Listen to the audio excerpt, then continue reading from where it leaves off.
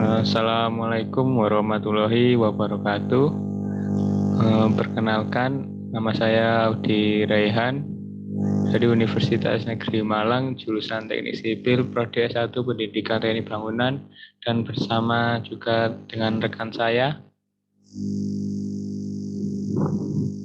Kenalkan, nama saya Andika Pratama dari Prodi S1 Pendidikan Teknik Bangunan.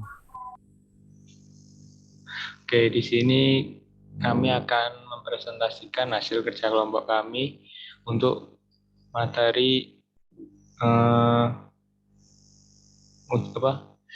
mata kuliah teori dan praktik pengujian bahan. Dan untuk materinya yaitu keselamatan, kesehatan, keamanan kerja atau K3L di Laboratorium Pengujian Bahan Departemen Teknik Sipil Fakultas Teknik Universitas Negeri Malang.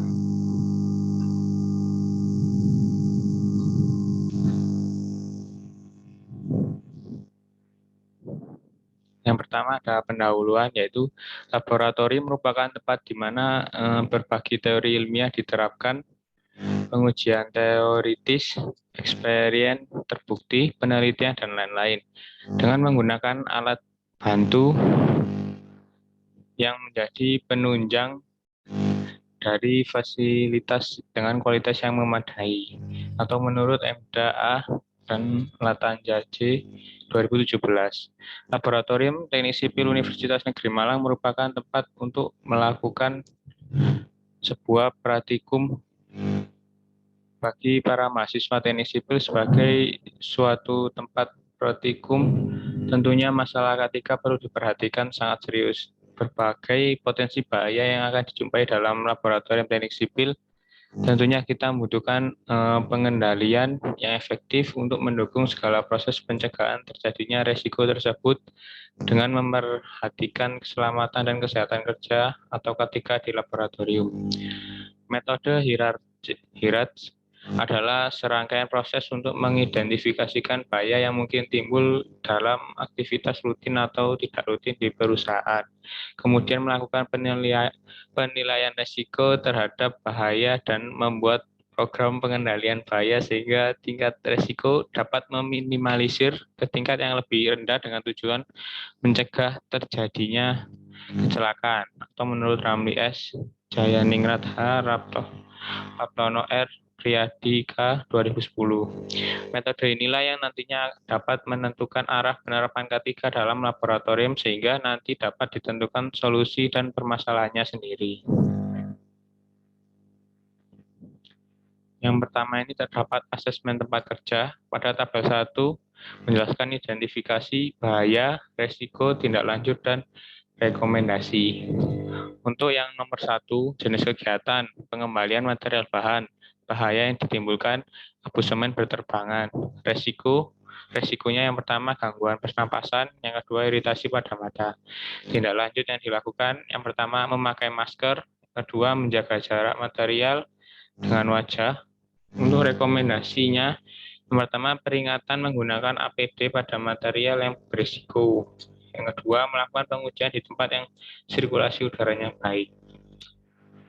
Nomor 2, jenis kegiatan pengambilan material bahan. Untuk bahaya yang ditimbulkan pasir yang tertutup angin, resikonya yang pertama gangguan pernapasan, yang kedua iritasi pada mata juga. Untuk tindak lanjut harus dilakukan yaitu yang pertama menggunakan masker, yang kedua menjaga jarak material dengan wajah. Rekomendasi yang harus dilakukan peringatan, yang pertama peringatan menggunakan APD pada material berisiko, yang kedua melakukan pengujian di tempat yang sirkulasi udaranya baik. Untuk nomor 3, jenis kegiatan pengambilan material bahan, bahaya yang ditimbulkan kerikil yang tajam, resikonya yang pertama luka pada tangan dan telapak kaki. Tindak lanjut, yang pertama menggunakan sarung tangan dan sepatu safety, yang kedua menyiapkan P3K. Rekomendasi, yang pertama peringatan menggunakan APD pada material beresiko, yang kedua menggunakan alat tertentu pada saat pengambilan material. Nomor 4, jenis kegiatannya masih sama, pengembalian material bahan, bahaya yang ditimbulkan kerikil jatuh ke jalan, resikonya yang pertama mengganggu kenyamanan pejalan kaki dan lalu lintas. Tindak lanjut yang harus dilakukan pertama membawa material secara secukupnya. Yang kedua, pejalan kaki lebih fokus keadaan sekitar. Rekomendasi mengambil material dengan hati-hati. Yang kedua, peringatan terhadap adanya material di jalan. Nomor 5, jenis kegiatannya pengambilan material bahan juga, bahaya ditimbulkan beban angkut yang melebihi kapasitas. Resiko yang ditimbulkan, yang pertama punggung terasa nyeri, yang kedua tangan terkilir. Tindak lanjut, yang pertama mengangkat beban dengan gerobak, yang kedua mengangkat beban dengan posisi badan yang tepat. Rekomendasinya, yang pertama material diangkat dengan beban secukupnya. Yang kedua melakukan pemanasan sebelum mengangkat material. Nomor 6, jenis kegiatan yaitu pengujian bahan. Bahayanya gelas ukurnya pecah. Risiko yang ditimbulkan tangan dan kaki terluka. Tindak lanjut, yang pertama menggunakan sarung tangan, yang kedua menyiapkan P3K. Untuk rekomendasinya, yang pertama menggunakan gelas ukur dengan hati-hati. Yang kedua, melihat petunjuk praktikulum dengan benar dan teliti. Nomor 7, jenis kegiatan, pengujian bahan. Bahaya yang ditimbulkan, tangan tertahan elemen panas pada oven. Risikonya tangan luka bakar. Tindak lanjut, yang pertama menggunakan sarung tangan, yang kedua menyiapkan P3K. Untuk rekomendasinya, yang pertama membuat peringatan beberapa menggunakan APD pada alat yang menghasilkan panas. Yang kedua, melihat petunjuk penggunaan oven. Nomor 8, jenis kegiatan pengujian bahan. Bahaya ditimbulkan mesin uji gradasi agregat kasar tidak mengikat kekuatan set saringan. Resiko set saringan jatuh dan menimpa perhatikan. Tindak lanjut yang dilakukan, yang pertama memasang set saringan dengan kuat, yang kedua menjaga jarak pada mesin. Rekomendasinya, yang pertama memastikan set terpasang dengan kuat sebelum pengujian. Yang kedua melakukan maintenance pada mesin. Nomor 9, jenis kegiatan pengujian bahan juga. Bahayanya kontak langsung dengan padatan sodium. Resiko yang ditimbulkan, tangan terasa gatal-gatal. Untuk tindak lanjutnya, yang pertama menggunakan alat tertentu saat pengambilan sodium. Yang kedua menyimpan sodium di tempat yang aman. Rekomendasinya, yang pertama membuat peringatan adanya sinyal berbahaya. Yang kedua menggunakan wadah tertutup dan terkunci untuk padatan sodium. Nomor 10, jenis kegiatannya pengujian bahan. Bahaya yang ditimbulkan menghirup kerosin. Resikonya gangguan pernapasan. Untuk tindak lanjut yang harus dilakukan, yang pertama menjaga jarak saat menggunakan material. Yang kedua menggunakan masker. Rekomendasinya, yang pertama menjauhkan objek yang mudah terbakar. Yang kedua membuat peringatan terhadap material yang berbahaya. Untuk selanjutnya mungkin akan diteruskan oleh rekan saya. Baik, saya akan meneruskan dari Audi yang nomor 11, jenis kegiatan pembuangan limbah sisa material pengujian.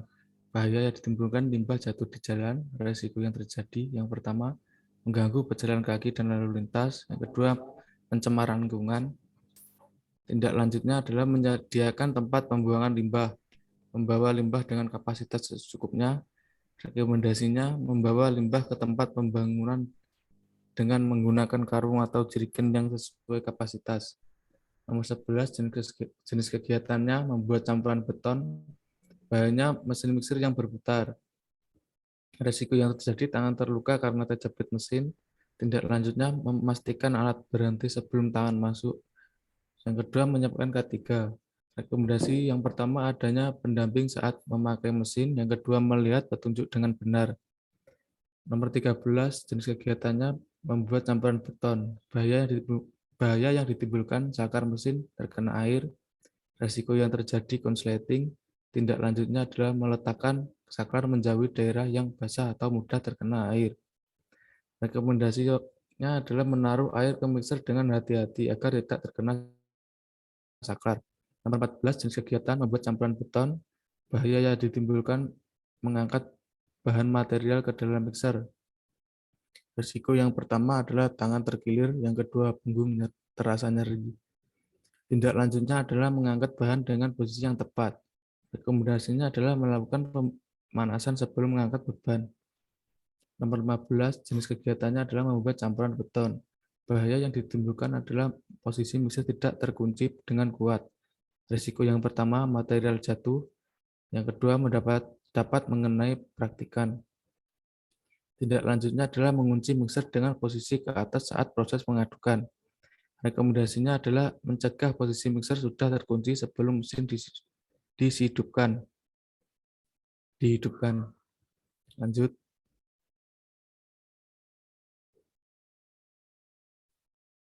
Nomor 16, jenis kegiatan pengujian kuat tekan beton. Bahaya yang ditimbulkan adalah mempersiapkan mesin uji tekan. Resiko yang terjadi terjepit mesin uji tekan. Tindak lanjutnya yang pertama adanya pendamping saat penggunaan mesin. Kedua adanya petunjuk penggunaan mesin, melakukan maintenance secara rutin. Rekomendasinya adalah melakukan maintenance secara rutin. Yang kedua memastikan alat aman untuk digunakan. Nomor 17, jenis kegiatan pengujian kuat tekan beton. Bahaya yang ditimbulkan, puing beton terlempar saat pengujian. Resiko yang terjadi, puing beton mengenai praktikan. Tindak lanjutnya yang pertama, memasang penutup besi pada mesin pengujian, membersihkan mesin secara berkala. Rekomendasinya yang pertama, menutup dengan rapat kisi-kisi pada mesin. Yang kedua, menyesuaikan kecepatan berdasarkan standar. Nomor 18, jenis kegiatan penggunaan listrik. Bahayanya, kabel listrik putus atau terlepas. Risiko yang terjadi konsleting dan tersengat aliran listrik. Tindak lanjutnya, mengganti kabel yang terputus, menjauhkan kabel yang terputus dengan air. Rekomendasi, melakukan perawatan dan pemeriksaan secara rutin. Kegiatan nomor 11 adalah kegiatan umum. Bahaya ditimbulkan adalah penyebaran virus COVID-19. Resikonya terkena atau terpapar virus COVID-19.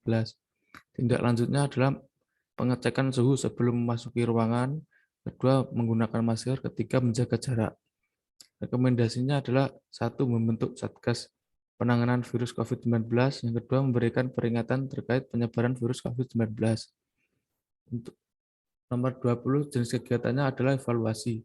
Bahaya yang ditimbulkan adalah dalam situasi darurat, resiko gagal dalam evaluasi penyelamatan diri dari bencana alam, gempa bumi, atau kebakaran. Tindak lanjutnya adalah memberikan safety education sebelum praktikum. Rekomendasinya memasang petunjuk arah penyelamatan diri dalam ruangan, memberikan edukasi terhadap mahasiswa, evaluasi dalam situasi darurat. Lanjut, pembahasan penilaian risiko digunakan untuk menentukan tingkat risiko ditinjau dari kemungkinan terjadinya leakage, nilai tingkat dampak konsekuen, dan nilai tingkat keparahan safety. Lanjut. Tabel 2, nilai tingkat kemungkinan terjadinya leakage. Tingkat 5, dengan kriteria Almos-Kerstein, penjelasannya terjadi setiap saat. Tingkat keempat, likely, penjelasannya sering terjadi. Tingkat ketiga, kriterianya moderate, penjelasannya terjadi sesekali. Tingkat kedua, unlikely, penjelasannya jarang terjadi. Tingkat pertama, rare, sangat jarang terjadi. Tabel 3, nilai tingkat dampak consequence. Tingkat pertama, dengan kriteria insignifikan, penjelasannya tidak terjadi cedera, kerugian material minim. Yang tingkat kedua, minor, cedera ringan, kerugian material sedang. Yang ketiga, moderate, penjelasannya cedera sedang perlu penanganan medis, kerugian material besar.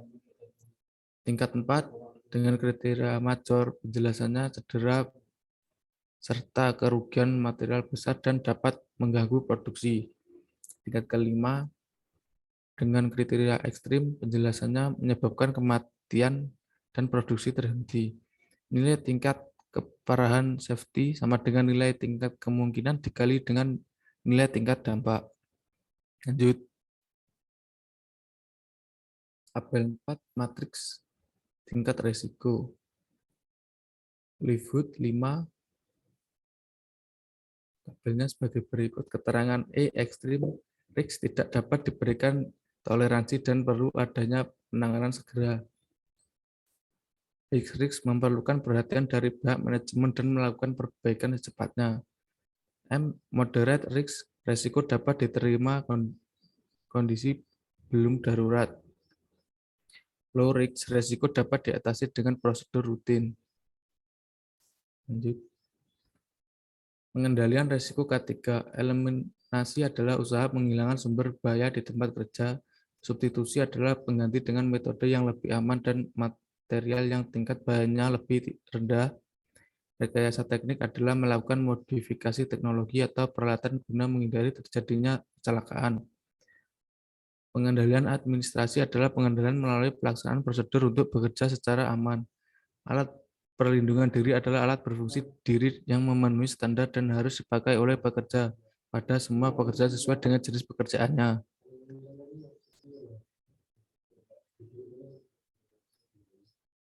Kelima, analisis risiko dan klasifikasi pengendalian risiko. Untuk nomor 1, bahaya semen berterbangan. Risikonya gangguan pernapasan, iritasi pada mata. Penilaian risikonya adalah L3, C1, S3. Kategorinya adalah L. Pengendalian risikonya adalah rekayasa teknik. Nomor 2, pasir yang tertiup angin. Risikonya gangguan pernapasan. Penilaian risikonya adalah 313, kategorinya L. Pengendalian risikonya rekayasa teknik. Yang ketiga, kerikil tajam. Risikonya luka pada tangan dan telapak kaki. Penilaian risikonya adalah 326, kategorinya M. Alat pengendalian risikonya adalah alat pelindung diri. Yang 4, kerikil yang jatuh ke jalanan. Risikonya mengganggu kenyamanan pejalan kaki dan lalu lintas. Penilaian risikonya adalah 313, kategorinya L. Pengendalian risikonya rekayasa teknik. Beban angkut yang nomor 5, beban angkut yang melebihi kapasitas. Risikonya punggung terasa nyeri dan tangan terkilir. Penilaian risikonya adalah 326, kategorinya medium. Pengendalian risikonya adalah alat pelindung diri. Lanjut. Yang nomor 6, bahaya gelas ukur. Risikonya adalah tangan dan kaki terluka. Penilaian risikonya 224, kategorinya low. Pengendalian risiko, pengendalian administrasi. Yang ketujuh, tangan terkena oleh elemen panas oven. Risikonya tangan terkena luka bakar. Penilaian risikonya 326 dengan kategori medium. Alat perlindungan pengendalian risikonya adalah alat perlindungan diri. Yang nomor 8, mesin uji gradasi agregat kasar tidak mengikat kuat set jaringan. Risikonya set jaringan jatuh dan menimpa praktikan. Penilaian risiko 212, kategori low. Pengendalian risikonya pengendalian administrasi. Nomor 9, bahaya kontak langsung dengan padatan sodisum. Risikonya tangan terasa gatal-gatal. Penilaian risikonya 313, kategorinya low. Pengendalian risiko alat perlindungan diri. Nomor 10, menghirup kerosin. Risikonya gangguan pernapasan. Penilaian risikonya 313, kategorinya low. Pengendalian risikonya rekayasa teknik. Lanjut. Bahaya yang nomor 11, limbah jatuh di jalan. Risikonya pencemaran lingkungan mengganggu pejalan kaki dan lalu lintas. Penilaian risikonya 414, kategorinya medium. Pengendalian risikonya rekayasa teknik. Yang nomor 12, mesin mixer yang berputar. Risikonya tangan terluka karena terjepit mesin. Penilaian risikonya 326, kategorinya medium.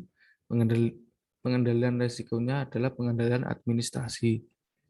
Yang nomor 13, saklar mesin terkena air. Risikonya adalah konsleting. Penilaian risikonya 212. Kategorinya low. Pengendalian risikonya adalah rekayasa teknik. Nomor 14, mengangkut bahan material ke mixer. Risikonya tangan terkilir, pinggang terasa nyeri. Penilaian risikonya adalah 326. Kategorinya medium. Pengendalian risiko, pengendalian administrasi. Nomor 15, posisi mixer tidak terkunci dengan kuat. Risikonya material jatuh menimpa praktikan.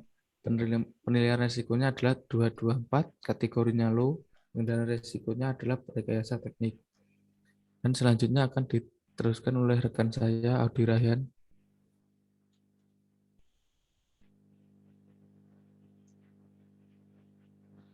Untuk yang nomor 16, bahaya ditimbulkan pengoperasian mesin uji tekan, resikonya terjepit mesin uji tekan. Penilaian resiko, likelihood-nya 1, konsekuensinya 4, severity-nya 4.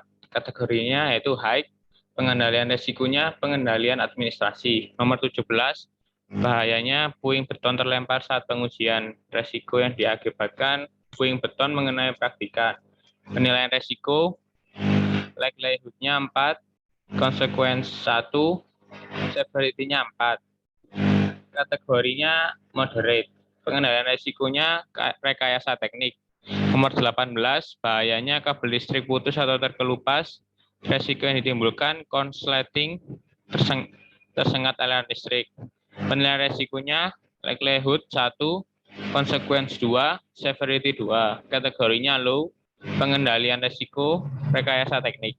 Nomor 19, penyebaran virus COVID-19. Resikonya terpapar virus COVID-19. Penilaian resiko, likelihood-nya 4, konsekuensi 3, severity-nya 12. Kategorinya high. Pengendalian resiko, pengendalian administrasi. Dan yang terakhir nomor 20, bahaya dalam situasi darurat, resikonya gagal dalam evakuasi penyelamatan diri. Penilaian resiko, likelihood-nya 1, konsekuensi 3, severity 3, kategorinya moderate. Untuk pengendalian resikonya yaitu pengendalian administrasi. Berikut adalah persentase resiko kecelakaan kerja di lokasi observasi. Dari hasil yang didapatkan dari tabel 5, dapat dijabarkan bahwa kecelakaan kerja yang terjadi pada lokasi observasi dengan resiko rendah adalah 50%, dengan resiko sedang 40%, dan resiko tinggi 10%. Tidak ada aktivitas yang menimbulkan resiko ekstrim. Berikut adalah persentase pengendalian resiko yang diberlakukan. Dari hasil yang didapatkan dari tabel 5, pengendalian resiko yang dilakukan didominasi oleh langkah rekayasa teknik 45%, dan yang ke pengendalian administrasi 35%, dan yang terakhir alat pelindung diri sebesar 20%. Kesimpulan yang pertama, resiko kecelakaan kerja yang terjadi dalam resiko rendah 50%, resiko rendah 40%, resiko tinggi sebesar 10%. Yang kedua, pengendalian kecelakaan kerja yang telah didefinisikan adalah rekayasa teknik sebesar 45%, pengendalian administrasi 35%, dan alat pelindung diri sebesar 20%. Sekian dari presentasi kelompok kami, kurang lebihnya mohon maaf. Wassalamualaikum warahmatullahi wabarakatuh.